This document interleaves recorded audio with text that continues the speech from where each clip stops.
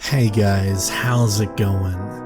This is Natinator. Welcome back to your weekly dose of Creepypasta. We're continuing on with the second half of part 7 of the Ubloo series. I was really happy to see a lot of you guys as excited as I was for the return of this series in the last part. I gotta tell you, this part is a doozy. I don't think I'm gonna survive the wait until part 8, which I would assume is currently being written. But at least you guys still have this part to enjoy. If you're not a fan of the series, we'll be back with more one-shot stories as of next week. You know the title, let's do this, turn out the lights, get comfortable, and let the story continue.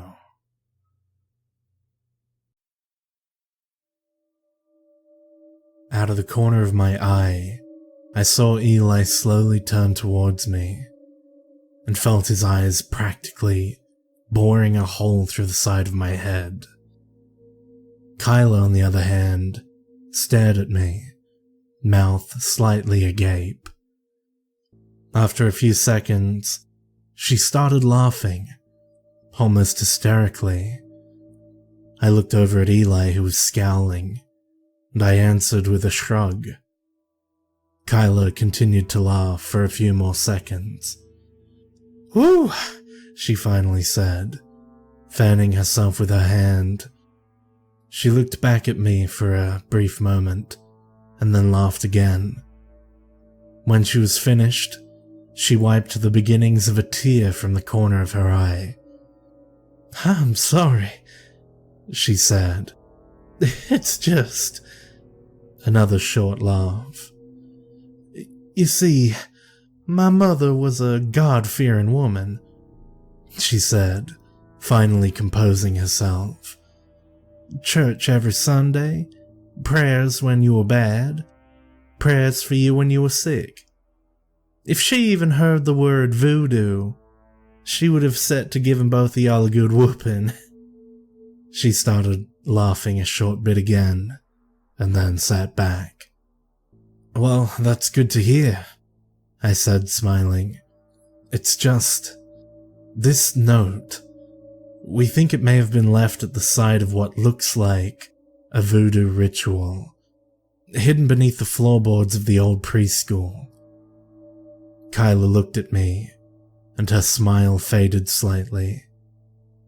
"Oh, you're serious?" she asked. I nodded solemnly. "Well, since I took you through the ringer with that laughing fit, I may as well tell you." Eli and I both leaned in attentively. "My mother, you see, she was pretty upset when they shut that school down," she said, reaching for a pack of cigarettes, taking one out and lighting it. She took a long drag, and then exhaled. "Now, she may have loved herself some Jesus, but she was fierce, like a lioness." Eli handed her an ashtray, and she nodded back in thanks, placing it beside herself and knocking her cigarette on it. "See, when it came to me and my sis, she did anything for us. I mean, arguing with the teachers over our grades, making sure other kids were never bullying us, everything. She always wanted us to be treated with nothing but respect, and for us to treat everyone else the same." She ashed her cigarette again, and then continued. "But when they closed that school down, well, that was the angriest my mother had ever been. Hell, she went off on me and my sis a few times even, just because she had so much rage from it." I edged closer, leaning over the small coffee table. "Now, bless her soul, my mother was definitely a saint," Kyla said, taking another drag. "But would she fake some voodoo mumbo-jumbo to scare people out of that school? Well, I have to say I wouldn't put it past her.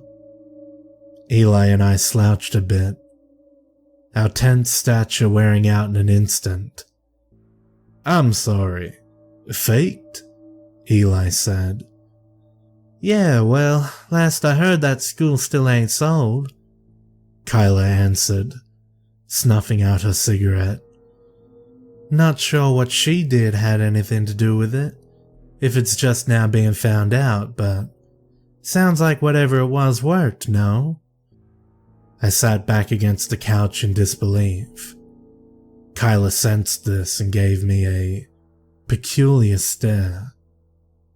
What part of Africa is your family from, Kyla, if you know?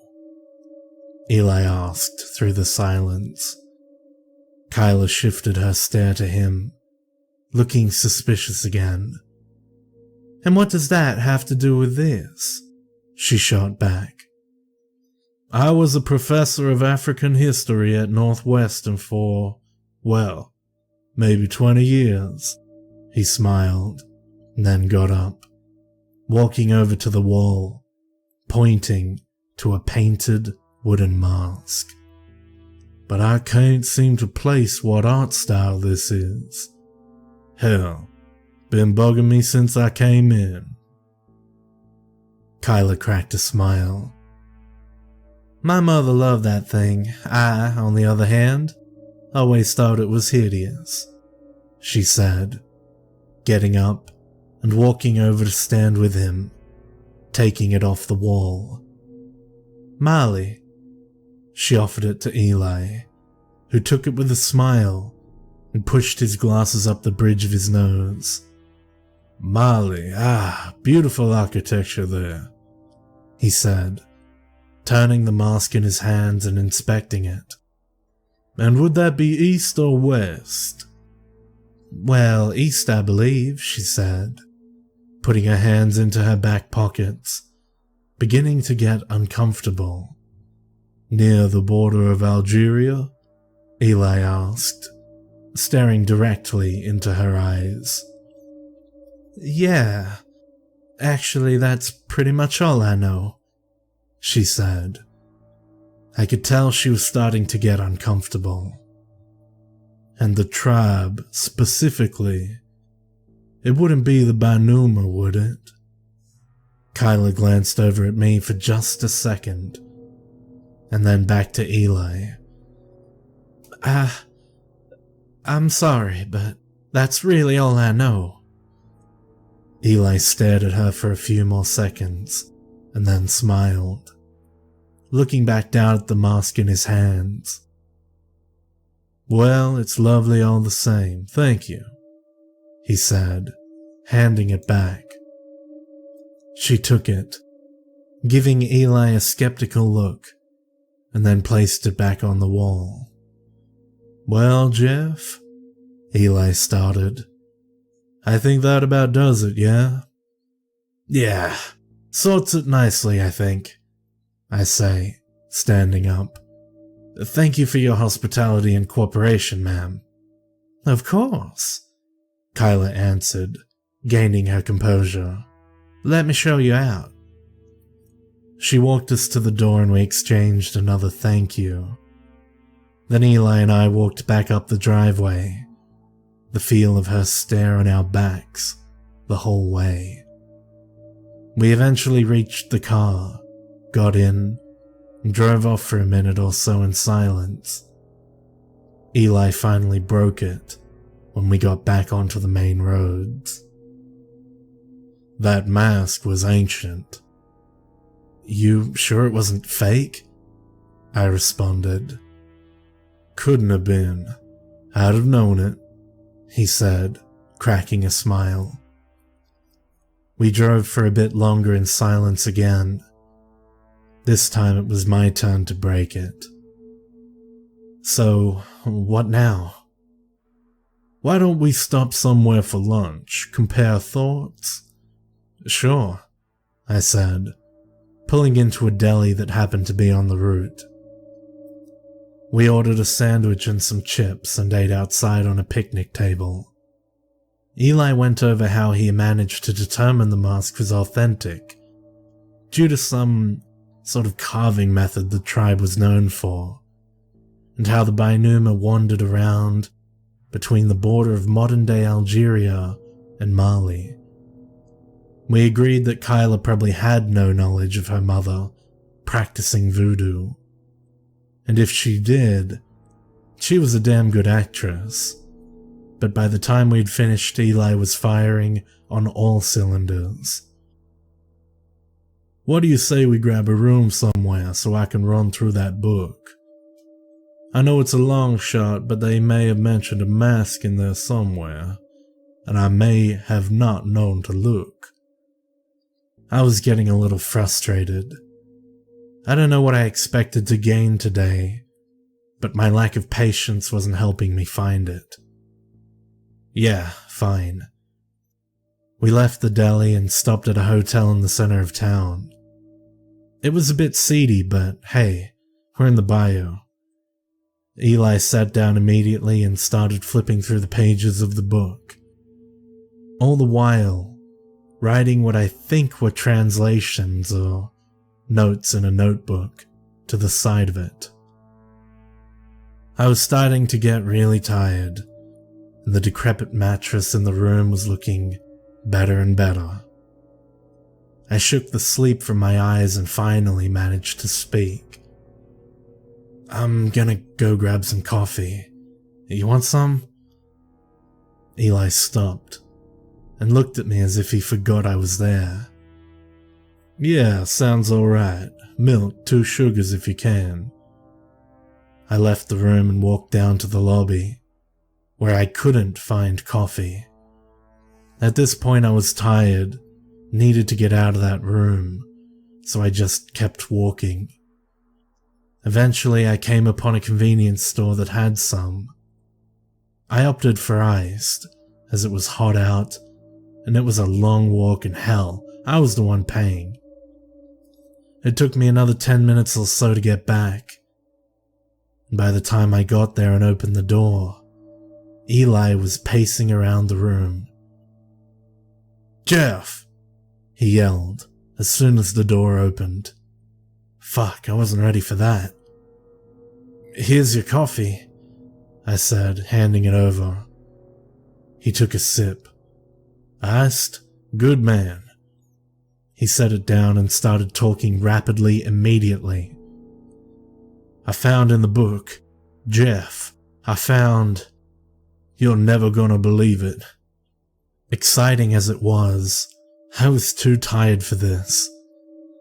Slow down, man. Let me actually hear it. He gave me a sheepish look. Sorry. It's just, I read that the witch doctor, the one who cast the curse, see, he always wore a mask just like the one Kyla had on her wall. No shit, I said, stopping mid-sip. Eli nodded excitedly. Now, chances are slim it's the real deal, but it's mentioned in this book and elsewhere, mind you, that with voodoo, it's not total accuracy that validates relics, it's the intent. I digested this for a bit. The intent? Yeah. See, if someone made this, hoping to make a replica of what the witch doctor wore for whatever reason, and the original was destroyed, even though it's not a perfect copy, it would be honored as such, I said, thinking about the words as I said them. Exactly, Eli smiled. So, someone at some point in Kyla's family made that mask, and her mother loved it. I sat there, digesting it all. So, what? She's a descendant of the witch doctor? I think she might be, Eli answered, sounding even more excited. I paused for a second. But I thought you said they were all killed. Eli stopped and thought for a second. Well, who's to say he didn't go on to father more children? Hell, his own wife was with child when she died. And voodoo priests were allowed to have lovers. More than one for that matter. This was a lot to take in. I sat back and thought it over as I drank my coffee. Okay, so she's a descendant. How does that help us? To me, it seems like she has no idea what her mother did, if she even did anything. So what help is she? Eli sighed. You're not going to like this, he said. Like what? He came over and sat down on the bed next to me. There's a pretty rigid rule with voodoo, he started, fiddling his hands together. To reverse any curse, you simply reverse the ritual. I frowned at him and then thought about it. Wait, are you suggesting we... Yes, Jeff. I'm saying we need to burn Kyla, the same way the witch doctor originally burnt the sacrificial totems. I gave Eli a burning scowl for a long time. Eli, we can't kill anybody. He looked back at me confused. Jeff, her people summoned a spirit that's been killing other innocent people for thousands of years. Let's say, and this is a stretch mind you, that this mask you found is legit, okay? Still, Kyla is innocent. I can't just kill someone who's innocent. Eli stared down into his lap. Yeah. He began. Look, I saw this coming with Abian, that crazy son of a bitch. See, he was logical. He was a great guy, smart as all hell, but cold and calculated. Hell, he asked me if I'd bury him alive if it came to it, just to stop the curse. Fuck, was all I could manage. Yeah, see, I knew how long of a shot it was to find a living relative to that tribe, but if he managed to, and I told him what I just told you... I thought about this for a long while. There's no other way? Eli shook his head in solitude. Well, I started. You'll help me, right? I don't have to do this alone. He sighed, and I knew I wasn't going to like what I heard next. My wife is sick, Jeff.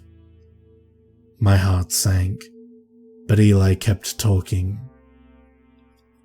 She needs tending to, you see. I really shouldn't have been gone even this long, and I'm sure the nurse I hired is right sick of her by now. I thought about my own wife and son, back at home. Wondered how they'd get along without me, when they knew I'd eventually succumb to this thing. Go on, I said. Do you need a ride? No, it's all right, he said. Truth be told, I don't live too far. We're close enough to the Mississippi border. A cab should do just fine. He got up from the bed and began collecting his things, the ancient text among them. When he finally reached the door, he stopped and looked back at me. I'll be thinking of you, Jeff, he said, and with that, he was gone. I waited until nightfall. My car was parked a ways down the road where Kyla lived, between her and her neighbor's house, which were conveniently almost a half-mile apart. I took a deep swig of the bottle of bourbon I had in my hand, and winced off the strength of the liquor. Was I really going to do this? Was I going to burn an innocent woman just to save myself? I shook my head and tried not to think about it, then reached over and opened the glove box and produced a few Adderall that I borrowed from Abian's evidence locker. Compared to the bourbon, they were easy to swallow. The car door was shut silently enough, and I made off down the street, carrying the equipment I'd need. Eventually, I reached Kyla's driveway, took a deep breath, and started down it slowly. I set the gas tank down in her front yard, and then crept up the stairs to her front door. I took one of the lengths of 2-inch by 6-inch planks I'd picked up, then slowly and painstakingly, trying to be as silent as possible, screwed it over the door. I circled around the house and did the same to the back door I found, checked for no bulkhead, and realized it was time. I picked up the can of gasoline and walked around the outside of her house, pouring it on the base and walls as quietly as possible. Eventually, I came back to where I started and stopped. This was it. There's no coming back from this. I lit a match from the book I had and tossed it into the gasoline. It took immediately and spread around the house in a circle, too hot for me to even stand near. I walked back out into the yard and picked up the bottle of bourbon. The fire was beginning to catch on the walls now. I took one last swig of it, stuck a rag down its spout, soaked it a little, lit the end, paused for one last moment, then threw it through a window of the front of the house. It exploded inside and coated the room it landed in with flames. I stood there for a second, taking it all in. Then I heard the screams. Kyla had finally woke up. The door before me barked as she rammed into it, trying to get it open. I jumped back in a moment of brief shock. The doorknob shook and turned, and there were bangs, cries for help. Then nothing. There was nothing for a few moments, and then the glass shattered on one of the windows. Kyla's arm came through, slicing on one of the shards of glass left. "Help! Help me, please! Call 911! I stood in silence. The windows were old. I'd noticed them on my first trip here earlier today. So old, in fact, that they were 4 panes of glass, separated by a thick wooden cross, which would need a good deal of force to break. Attempting this, however, would smash the glass, surely, causing the escaping smoke near the window to be choking and unbearable. She was trapped. I stood long enough to hear the screaming stop. The house still ablaze, tossed in the cordless drill and empty gas can, then left. When I reached my car, I got in and sat down. I turned the key in the ignition and drove off. I've never known silence like I have in that moment. When I was a few miles away, what I considered a safe distance, I stopped on the side of the road, parked and turned the car off. I sat there for a while, minutes, hours, I don't know how long. Then I realized I didn't know why I was even waiting. What was I waiting for? Should there be a sign? Some sort of signal? How do I know what I did worked? I frowned and looked around the car. I didn't feel different. I was still tired, but I'd be damned if I was gonna sleep right now. Is this it? I said aloud, not expecting an answer, and not getting one. Frustrated, I ran my fingers through my hair, took out my phone and called Eli. It rang twice and he picked up, sounding dozy. Hello? Eli. Hey, it's Jeff. Jeff. He sighed. Are you alright? I paused. Yeah, I said. I did it. It's done. There was a long silence between us. You did what you had to do, Jeff. Again, I didn't know what to say.